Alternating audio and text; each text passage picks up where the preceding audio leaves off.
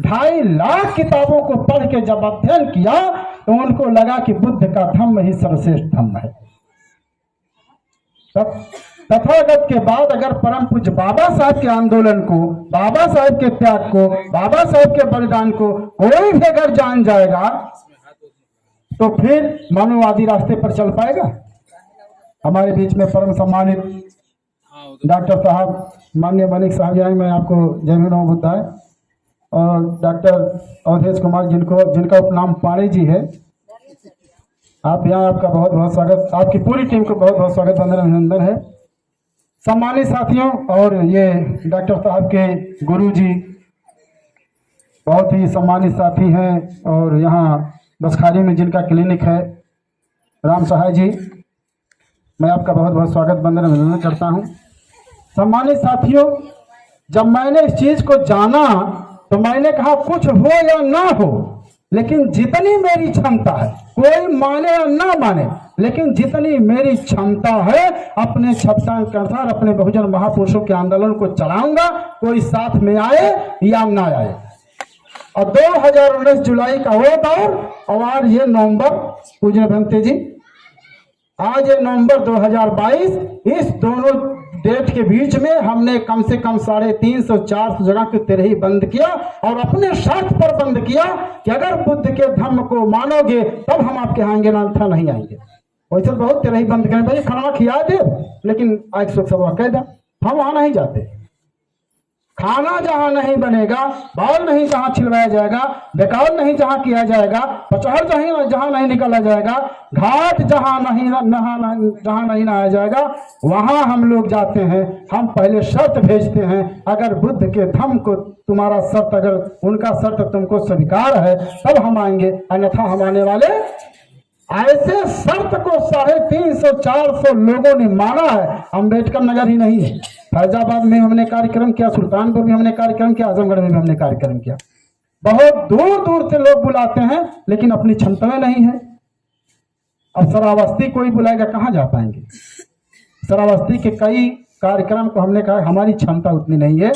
हमको जो परम पूज्य मानवर कांशी राम साहब ने और आदरणीय बहन कुमारी मायावती जी ने जो हमको यह ऐतिहासिक चीज दिया है कि जो मसीहा हमारे रोम रोम में बसते हैं, परम पूज्य बाबा साहब 29 सितंबर 1995 को बहन जी का हेलीकॉप्टर अगर शिव बाबा के मैदान पर आता है तो हमको कुछ सोच के आया होगा, यहाँ के लोगों को कुछ सोचा होगा बहन जी ने, और वो सोच के परिणत हुआ जब उन्होंने कहा कि इस जिले का नाम अम्बेडकर नगर रहेगा। तो ये हमारा सौभाग्य है कि जो हमारे रोम रोम में हमारे परम पूज्य मसीहा बसते हैं, और हमारी बहन जी ने उनके नाम पर हमको अपना जिला दिया कि चलो तुम लोग लायक हो, तुम लोग काबिल हो, तुम लोग ज्ञानी हो, तुम लोग सज्ञान हो, तुम लोग मिशनरी हो, इस नाते तुमको अम्बेडकर नगर दे रही हूँ। तो हमारा भी ये फर्ज है कि बहन जी, अगर आपने हमको अगर अम्बेडकर नगर दिया है तो हमारा भी ये फर्ज है कि इस अम्बेडकर नगर को हम बौद्ध में बना के आपको गिफ्ट करेंगे। इस नाते तिरही बंद हो रहा है, और तिरही जब बंद होता है तो उसकी आलोचना होती है। आलोचना स्वाभाविक है। हम तो ऐसे लोग हैं जो सड़क पर जय भीम नमो बुद्धाय बोलते हैं। हम तो बुद्ध भगवान को मानते हैं ना, क्यों मानते हैं ना? उधर से बोलो भाई, बुद्ध भगवान को मानते हैं ना? हम मानते हैं, बुद्ध भगवान को हम मानते हैं। क्या हम जानते भी हैं? क्या हम बुद्ध को जानते हैं? अगर हम बुद्ध को जानते तो कोई तिरही का विरोध ना करता, क्योंकि बुद्ध भगवान ने कहा 2500 साल पहले उन्होंने तिरही बंद करने का आह्वान किया। 2500 साल पहले तिरही बंद करने के लिए हमको आज संघर्ष करना पड़ता है। अगर हम बुद्ध भगवान को जानते तो 2500 साल पहले बुद्ध भगवान ने तिरही बंद किया, हम 2500 साल पहले तिरही बंद कर दिए होते।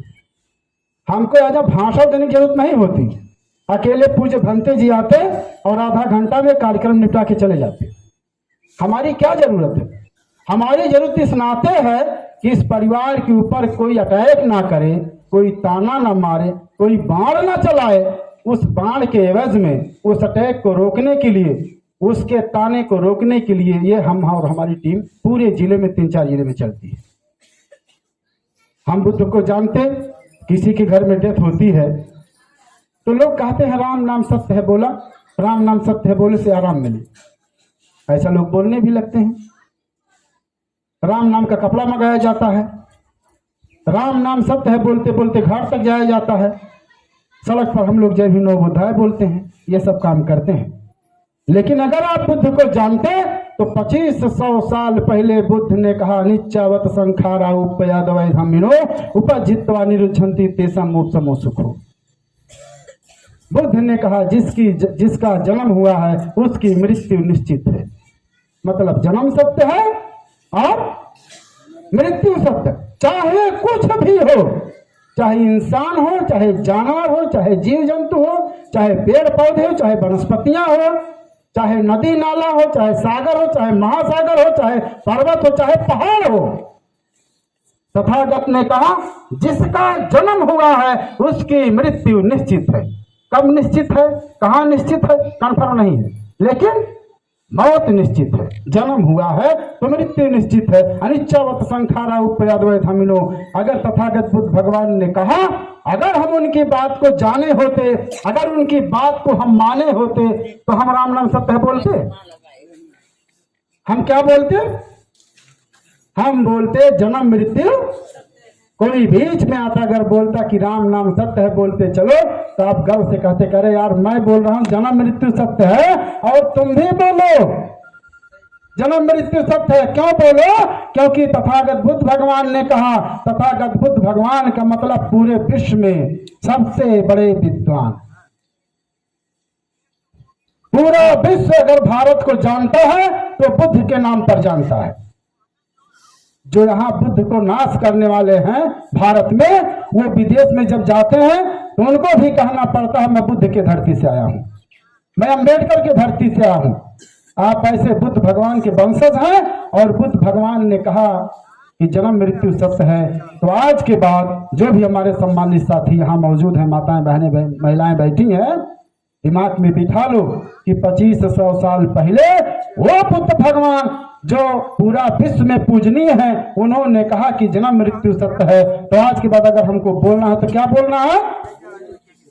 राम नाम का कपड़ा नहीं ओढ़ाना है। नीला कपड़ा हम लोग देखिए मास्टर साहब को नीला कपड़ा में लेके गए, पंचशील की पट्टिका सर जी, पंचशील का झंडा, नीला झंडा, पंचशील की वो कागज की पट्टिका थी, नीली पट्टिका थी। जितना भी हम लोगों ने कार्यक्रम किया सारा का सारा कार्यक्रम बौद्ध धर्म से किया।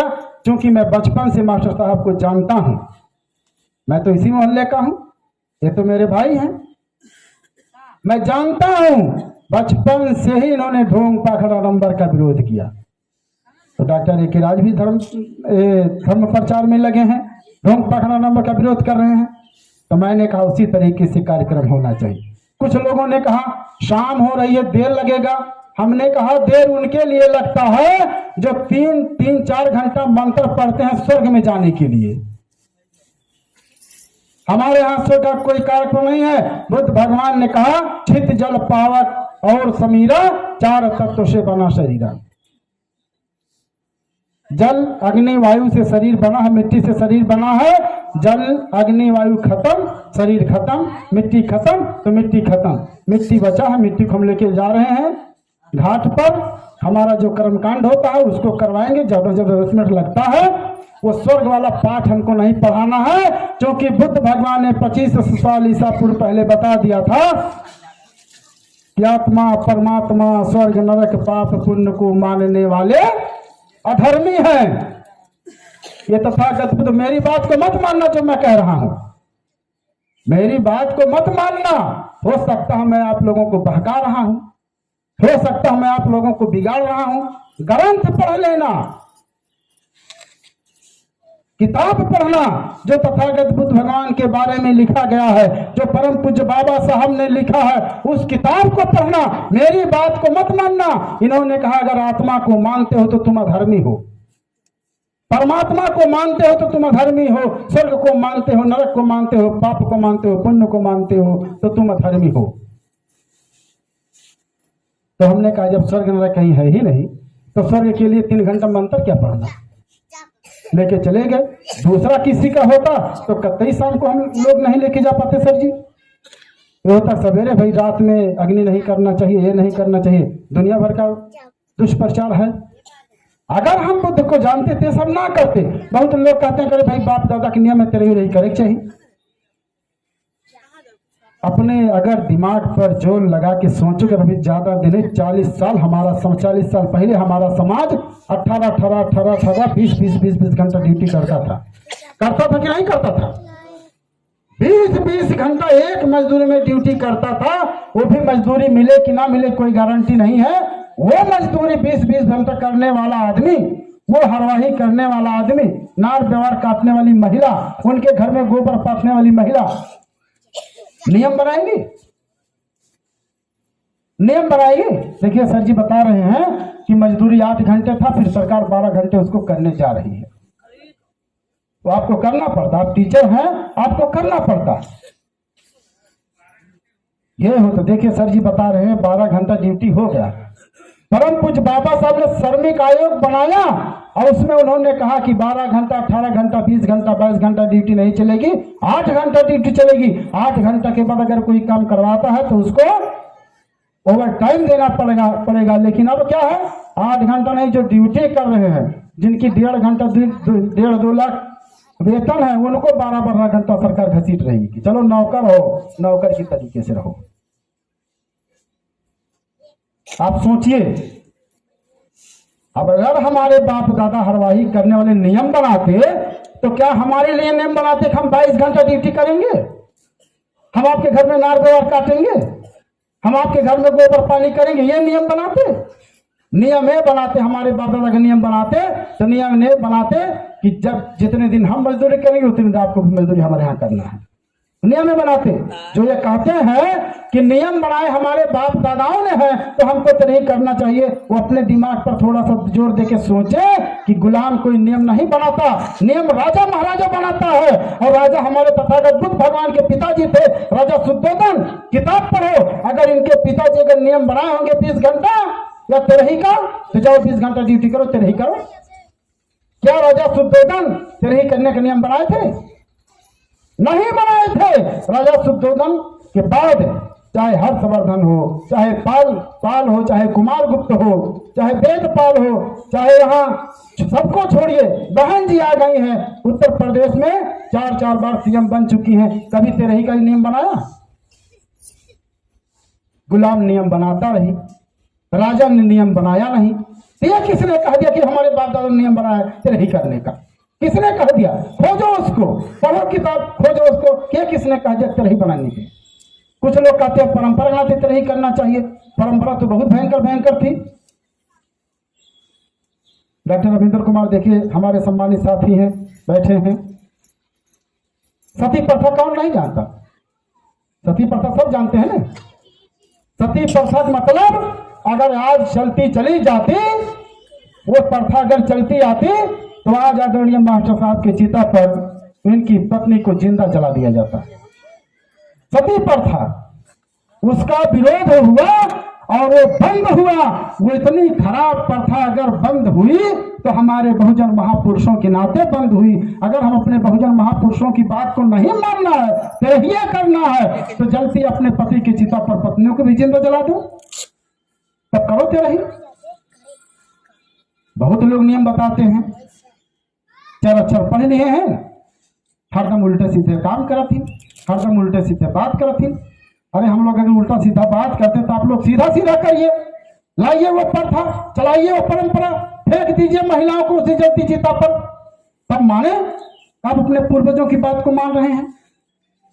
आज हमारी जो यहाँ महिलाएं बैठी हैं, मैं बहुत ज्यादा समय सारा समय अपने सर जी को देना चाहूंगा, क्योंकि सर जी मैं सुनाते बोल रहा हूँ, हम लोग झेलते हैं।